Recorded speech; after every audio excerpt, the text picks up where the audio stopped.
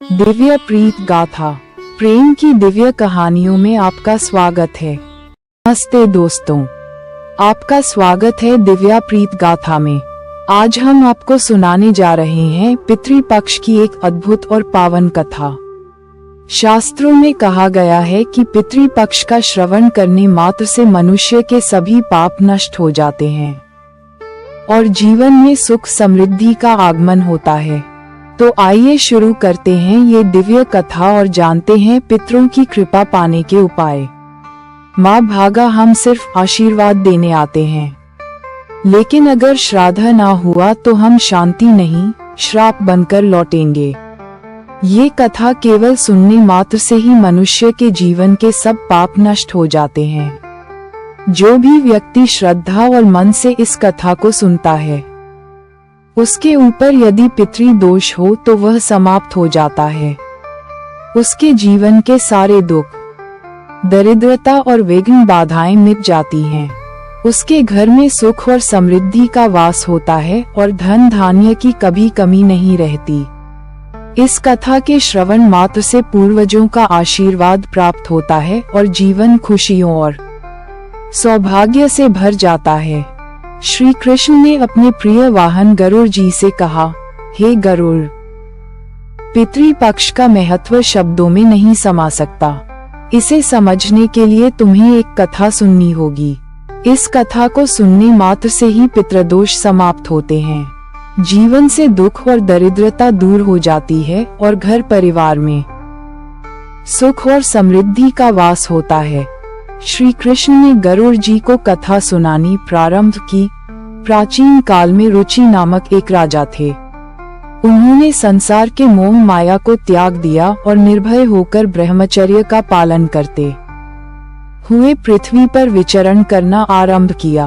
राजा रुचि केवल एक बार भोजन करते और अधिकतर समय वन में ही रहते। उन्होंने घर गृहस्थी और संसार की सभी भोग विलास की वस्तुएं छोड़ दी थीं। राजा रुचि का यह वैराग्य उनके पितृगों को अत्यंत दुखी कर रहा था। उन्होंने सोचा, हमारा वंशज यदि इस प्रकार संन्यास ले लेगा तो वंश की वृद्धि कैसे होगी। इस चिंता से व्याकुल होकर पितृगों ने निश्चय किया कि वे स्वयं जाकर रुचि से मिलेंगे और उन्हें वैराग्य त्यागने के लिए समझाएंगे। एक दिन जब राजा रुचि ध्यान और तपस्या में लीन थे, उनके समस्त पितृग वहां प्रकट हुए। राजा रुचि ने प्रणाम करते हुए पूछा, हे महान आत्माओं, आप कौन हैं और किस कारण से मेरे दर्शन देने आए हैं। पितृग बोले, वत्स, हम तुम्हारे पूर्वज हैं। तुम्हारे वैराग्यपूर्ण आचरण से हम अत्यंत दुखी हैं, इसलिए तुम्हारे पास आए हैं। राजा रुचि ने विनम्रता से उत्तर दिया, हे पितृग, आपके दर्शन से मैं धन्य हुआ, किंतु आप मेरे आचरण से दुखी क्यों हैं? मुझसे कौन सी भूल हुई? पितृग बोले, वत्स, तुमने विवाह क्यों नहीं किया? विवाह और संतान उत्पन्न करना मानव जीवन में अत्यंत आवश्यक है। गृहस्थ आश्रम के बिना मनुष्य का कल्याण नहीं होता। संतान उत्पन्न किए बिना पितरों की तृप्ति और मोक्ष संभव नहीं है। राजा रुचि ने उत्तर दिया, हे पितामह, विवाह करना दुखदायी है और अंत में अधोगति होती है। इसी कारण मैंने विवाह का त्याग किया है। मैं ब्रह्मचर्य के मार्ग का पालन करता हूँ, जिससे आत्मा का शुद्धिकरण होता है।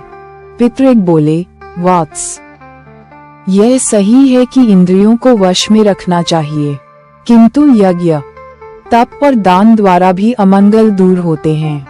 पूर्व कर्म का क्षय केवल भोग से ही होता है। विवाह और संतान उत्पन्न करने से ही पितरों की तृप्ति संभव है, इसलिए विधिपूर्वक विवाह करो। श्री रुचि ने पितृगों की बातें सुनकर विवाह करने का निश्चय किया, किंतु योग्य कन्या नहीं मिली। उन्होंने बार बार पितृगों के वचनों को याद किया और चिंता में डूबे रहे। अंततः उन्होंने ब्रह्मा जी की तपस्या की।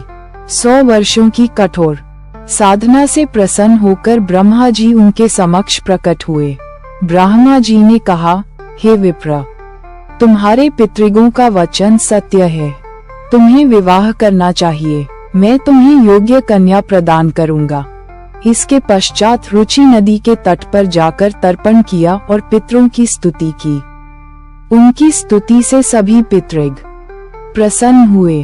तुरंत नदी के मध्य से प्रमलोचा नामक अत्यंत सुंदर अप्सरा प्रकट हुई। उन्होंने कहा, हे तपस्वी, ये कन्या मानिनी तुम्हारे लिए है, इसे अपनी पत्नी बनाओ। राजा रुचि ने विधिपूर्वक विवाह किया और अपने वंश की वृद्धि की।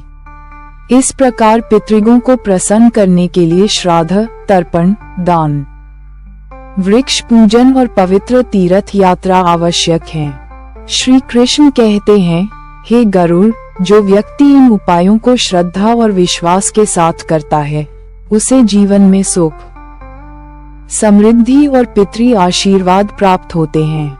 पितृ दोष समाप्त होते हैं और परिवार में शांति बनी रहती है। दोस्तों, ये कथा हमें सिखाती है कि पितरों की सेवा और तर्पण करना प्रत्येक मनुष्य का परम कर्तव्य है।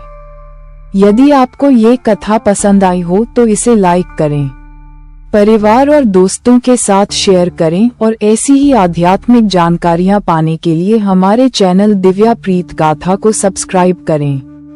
आपका धन्यवाद।